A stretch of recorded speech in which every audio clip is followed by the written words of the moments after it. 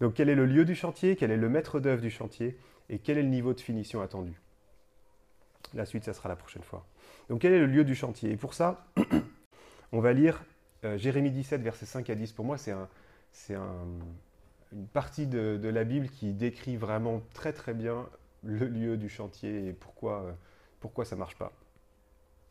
Alors je vous lis tout simplement. Voici ce que déclare l'Éternel. Maudit soit l'homme qui compte sur des hommes et qui fait des moyens humains la source de sa force, mais qui détourne son cœur de l'Éternel. Il est comme un buisson dans le désert, il ne verra pas arriver le bonheur. Il aura pour demeure un aride désert, une terre salée où n'habite personne. Béni soit l'homme qui se confie en l'Éternel et place sa confiance en l'Éternel. Il sera comme un arbre planté près d'un cours d'eau, qui étend ses racines vers le ruisseau. Il ne redoute rien lorsque vient la chaleur, et ses feuilles restent vertes.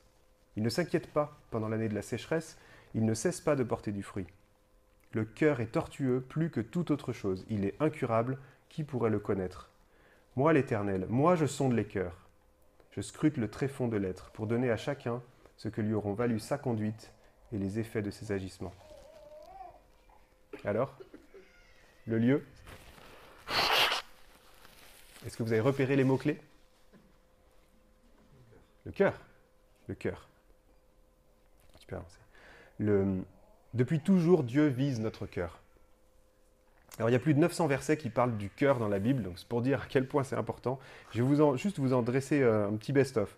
1 Samuel 16, verset 7. Je ne juge pas de la même manière que les hommes. L'homme ne regarde que ce qui frappe les yeux, mais l'Éternel regarde au cœur.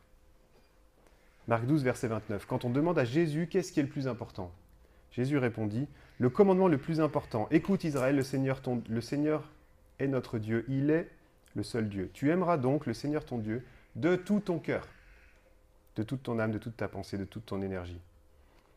Et celui qui vient en second, tu aimeras ton prochain comme toi-même. Il n'y a pas de commandement plus important que cela. Ensuite, quand Dieu décrit la nouvelle alliance, c'est en Jérémie 31, verset 33, « Je placerai ma loi au plus profond d'eux-mêmes, je la graverai dans leur cœur. Moi, je serai leur Dieu, eux, ils seront mon peuple. » Et quand Dieu nous promet un cœur nouveau en Ézéchiel, chapitre 36, verset 26, « Je vous donnerai un cœur nouveau. Je mettrai en vous un esprit nouveau. J'enlèverai de votre être votre cœur dur comme de la pierre et je vous donnerai un cœur de chair. » Et quand Paul prie pour les saints à Éphèse, c'est la lettre aux Éphésiens, chapitre 1, verset 18. Donc il prie pour des saints de principe en tout cas. « Je prie qu'il illumine les yeux de votre cœur, que vous sachiez quelle est l'espérance qui s'attache à son appel, quelle est la richesse de son glorieux héritage au milieu des saints. » On a beau être saint par principe, signé, mais par contre on a besoin que notre cœur soit illuminé par lui. Alors nos cœurs naturels, ce qu'il faut comprendre, c'est qu'ils sont pleins d'épines. On va revenir sur ce que je viens de lire en Jérémie 17, ce passage clé. On va voir 4 aspects, la chaleur, les épines, la présence rédemptrice de Dieu, c'est difficile à dire, et le fruit. Le premier, c'est la chaleur. L'homme qui se confie en l'Éternel et place sa confiance en l'Éternel, il ne redoute rien lorsque vient la chaleur. Ses feuilles restent vertes. Il ne s'inquiète pas pendant l'année de la sécheresse. Alors la chaleur, c'est quoi? C'est simplement vivre dans un monde déchu. C'est les épreuves, mais c'est aussi des bénédictions parfois. On le voit moins, mais si tout va bien dans notre vie, si on a l'argent qui arrive, le boulot qui va bien, si on est épanoui et tout fonctionne bien, ça peut être une épreuve pour nous en réalité. On va mettre notre confiance dans ces choses-là et on va se détacher petit à petit. Donc, faut pas voir. Enfin, je pense que ce qu'on voit en bénédiction et épreuve, c'est pas toujours aussi clair que ce qu'on pense. En tout cas, le problème, ça serait de me confier en autre chose que mon Rédempteur. Les épines maintenant. L'homme qui détourne son cœur de l'Éternel est comme un buisson dans le désert. Alors, les buissons du désert, c'est des buissons d'épines, c'est des buissons secs, agressifs. Et du coup, on comprend que le problème, c'est pas tellement la chaleur, l'épreuve, ce qui se passe. On est dans un monde pourri, c'est normal. Mais c'est les épines qui se développent, la réaction du buisson d'épines face à cette chaleur. Ça révèle l'état, en fait, de ce cœur. Ensuite, il y a la présence rédemptrice de Dieu. La chaleur, en fait, elle pèse sur tout le monde. C'est pas parce que on fait bien on fait bien ce qu'on a à faire, qu'on aura moins de chaleur que les autres. On est dans ce monde, on aura comme tout le monde, c'est pas une récompense ou une punition. Et quand la chaleur pèse sur celui qui se confie en Dieu, regardez la réaction. Il sera comme un arbre planté près d'un cours d'eau qui étend ses racines vers le ruisseau. Il ne redoute rien lorsque vient la chaleur, ses feuilles restent vertes. Moi, ça me fait penser aux paroles de Jésus qui dit, qui parle de l'eau vive. Celui qui boira de l'eau que je lui donne n'aura plus jamais soif. Des fleuves d'eau vive couleront de lui. Ça me fait penser à ça.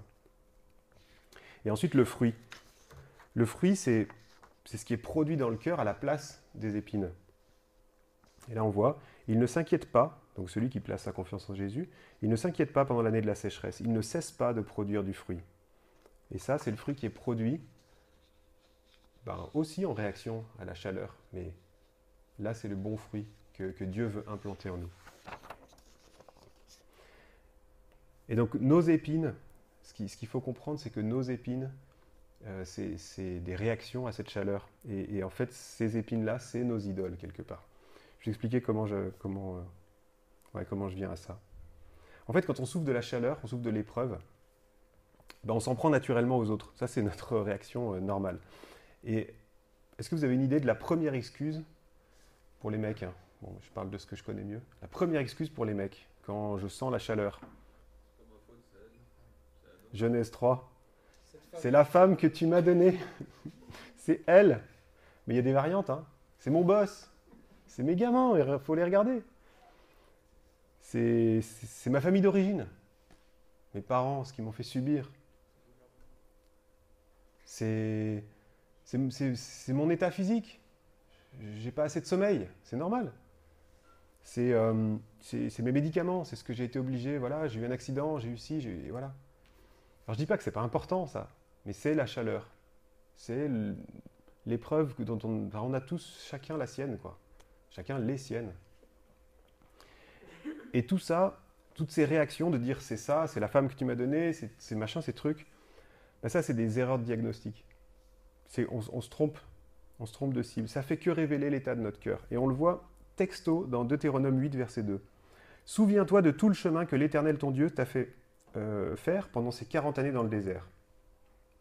Il voulait t'humilier et te mettre à l'épreuve pour connaître les dispositions de ton cœur et savoir si tu respecterais ou non ses commandements. C'est exactement ça. Donc tout ça, toutes ces choses-là, c'est des vraies occasions de péché, mais ce n'est pas la raison, ce n'est pas la cause de notre péché. Et on se trompe si on pense que c'est ça qu'il faut régler. Non, ce qu'il faut régler, c'est dans le cœur. Et je dois confesser que mon cœur, il ressemble plus souvent à un buisson d'épines qu'à un bel arbre fruitier avec ses beaux fruits. Et ce que je me rends compte aussi, et de plus en plus, c'est qu'on ne peut pas avoir les deux. C'est Jésus aussi qui dit « Vous reconnaîtrez l'arbre à ses fruits ». Ouais, je ne peux pas avoir en même temps des épines et puis un petit fruit de temps en temps. Soit c'est des épines, soit c'est des bons fruits. Et du coup, pour faire le bon diagnostic, à un moment, j'ai dû réaliser que ces épines, cette réaction, c'était en fait mes idoles. Ça cachait mes idoles. Moi, j'ai redéfini une idole comme ça. Si on me la retire ou si on me la refuse, ça constitue pour moi une bonne raison d'être malheureux. Une bonne raison de ne plus avoir de la joie. Du coup, c'est une bonne excuse pour mes mauvaises réactions. Je ne sais pas si ça vous parle. Si on me la retire, c'est une bonne raison pour devenir malheureux. Et avec cette définition, moi, j'en ai trouvé plein. Alors là, c'est perso, hein, vous en reconnaîtrez peut-être, mais moi, j'ai besoin de confort, par exemple. Si on touche à mon confort, c'est embêtant pour moi. J'ai besoin de calme le soir quand je rentre. Mes enfants se calment un peu, qu'ils arrêtent de crier, qu'ils obéissent, parce que moi, j'ai une journée de boulot derrière moi. J'ai besoin d'avoir raison aussi. Marc, elles me disent tout le temps que je me trompe. J'ai besoin d'être aimé. J'ai besoin de recevoir de la tendresse aussi. J'ai besoin de pouvoir en donner. Si je vous en parle, c'est pas juste un petit truc qui m'embêtait. Hein. Je pouvais être vraiment malheureux, profondément, pour des choses qui, peut-être pour certains, ça paraît bête. Mais voilà, on peut chacun mettre sa liste ici. Une autre phrase qui m'a fait beaucoup réfléchir. On va parler de plaisir déjà ce matin. C'est ce en quoi tu prends ton plaisir est ton Dieu. Ce en quoi tu prends ton plaisir est ton Dieu. Donc attention en quoi je prends mon plaisir. Est-ce que c'est bien en un vrai Dieu ou est-ce que c'est dans mes idoles? Est-ce que je crois que c'est ça, mon plaisir? Alors on vient de voir pas mal de choses dans cette partie.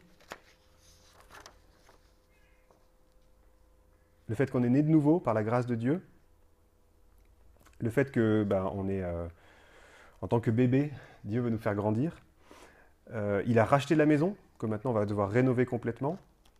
On a vu aussi que le chantier, c'est mon cœur. On a vu que le cœur plein d'épines, il empêche les bons fruits. Et que ces épines, ce n'est pas juste des mauvaises habitudes, c'est des idoles qui sont cachées derrière, et qu'il va falloir traiter.